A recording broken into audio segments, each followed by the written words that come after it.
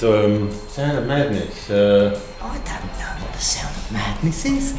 Probably an alarm bell.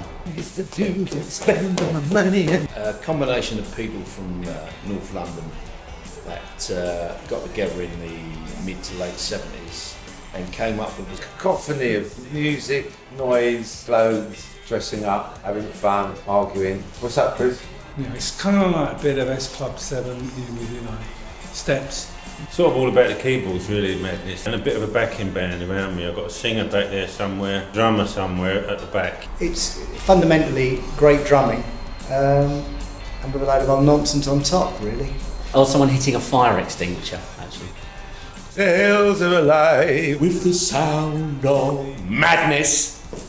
So please, ladies and gentlemen, join Madness on the Sound of Madness tour. The hills will well and truly be alive. That's why we really need shirts. Yeah? We're doing a tour. You know what they wear underneath the Scotchman's kilt? Nothing compared to this.